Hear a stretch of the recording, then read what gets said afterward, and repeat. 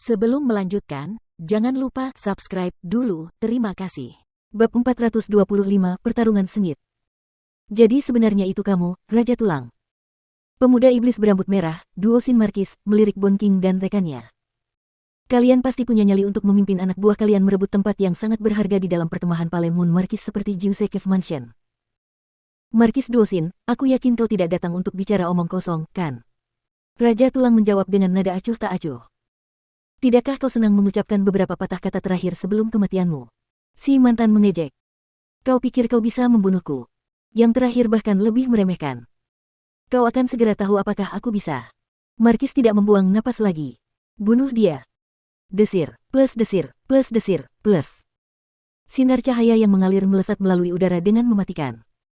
Serahkan duo Sin Marquis kepadaku, dan berhati-hatilah saat mengurus yang lain. Hei Yuncong, sebagai yang terlemah, kau hanya perlu menjerat salah satu dari mereka. Setelah berbicara, Bon King menoleh ke arah Jian Wushuang. Pendekar pedang, saatnya untuk melihat dari apa kau terbuat. Ya. Jian Wushuang menganggukkan kepalanya, dan segera memanggil jalan menuju dunia bawah dan alam 10 kali lipat. Kedua alam itu terbentuk menjadi sungai darah yang mengalir menuju musuh. Duo Sin Marquis dan rekan-rekannya yang sedang bergerak maju tertegun sejenak. Alam-alam aneh ini membuatku tertekan hanya karena berada di tengah-tengah mereka. Orang ini mungkin pendekar pedang yang baru-baru ini menjadi terkenal di wilayah dalam, kan? Aku sudah lama mendengar bahwa alam-alamnya adalah sesuatu yang lain, dan tampaknya mereka memang sesuai dengan reputasinya. Wajah duo Sin Marquis berubah muram. Namun, hanya teknik alamnya yang bermasalah. Kekuatannya sangat biasa-biasa saja. Spektre, carilah kesempatan untuk bertindak dan membunuhnya. Ya. Mengikuti di belakang duo Sin Marquis adalah seorang wanita mungil, bercadar jubah hitam, yang mengakui dengan lembut. Mereka berdua paham betul bahwa alam Jian Wushuang merupakan suatu masalah yang sebaiknya segera ditangani. Membunuh. Niat membunuh terpancar di mata Bon King. Dia adalah orang pertama yang menyerang musuh dengan ganas, sementara di sampingnya, Sue Yang, Bis, dan kawan-kawan segera menyusul. Desir, plus desir, plus desir, plus desir, plus. Secepat petir, sosok-sosok ini dengan cepat melintasi sungai darah dan muncul di hadapan para ahli Marquis Palemon. Kecepatan mereka jauh lebih cepat daripada kecepatan kita di bawah tekanan yang disebabkan oleh alam. Tatapan mata duo Sin Marquis tampak muram. Dialah orang pertama yang dituju Raja Tulang. Duo Sin Marquis, sudah lama sekali kita tidak bertarung. Saatnya bermain. Bon King mencibir. Siapa yang takut? Duo Sin Marquis mendengus. Cahaya lengkung berbentuk kipas menyapu dan parang merah darah yang jahat, yang memiliki kekuatan mengerikan, muncul di tangannya. Meskipun itu bukan kelas 1, itu pasti salah satu yang terbaik di kelas 2. Raja Tulang marah dan brutal dalam menanggapi. Dia segera menepuk telapak tangan, yang mirip dengan Gunung Agung, ke depan. Sementara Raja Tulang dan duo Sin Marquis bertukar pukulan, para ahli lain di kedua belah pihak dengan cepat melakukan hal yang sama. Pada awalnya, kelompok Marquis Bulan Puncak jauh lebih kuat daripada pasukan Jian Wushuang, dan karena memiliki dua ahli puncak tahap 3 lebih banyak daripada yang terakhir, seharusnya mereka memiliki keunggulan mutlak. Namun, keunggulan ini telah berkurang menjadi sangat kecil berkat penindasan dari alam Jian Wushuang. Ambil contoh Sue Yang. Kekuatannya sudah sangat besar, tetapi berkat Realms, ia kini dapat dengan mudah bertarung sendirian melawan dua ahli puncak tahap 3. Ini juga berlaku untuk Bis. Di antara yang lain, hanya He Yuncong yang agak lemah. Namun karena pengaruh alam, ia berhasil menjerat ahli puncak tahap 3 lawan yang tidak dapat melepaskan diri dari genggamannya. Adapun Jian Wushuang, semua orang percaya bahwa meskipun teknik realemnya kuat, kekuatannya yang sebenarnya paling banter hanya rata-rata, dan bahwa dia paling-paling hanya mampu menghadapi satu ahli puncak tahap 3. Sebaliknya, Wusha, plus Wusha, plus Wusha, plus. Jian Wushuang melancarkan serangan demi serangan cahaya pedang. Meskipun ia tampak melakukannya dengan santai, pada kenyataannya, setiap serangan mengandung kekuatan besar.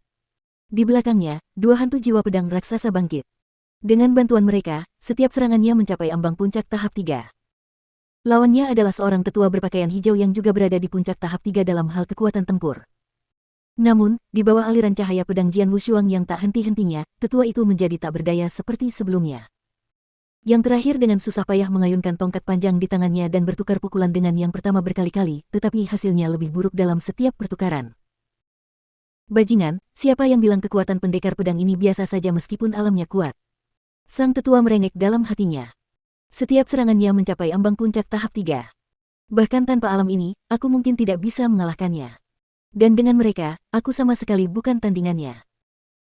Dari berbagai bagian medan perang, Raja Tulang, Sue Yang, binatang buas, dan yang lainnya menyadari apa yang tengah terjadi dan tak dapat menahan diri untuk mengungkapkan kegembiraan mereka.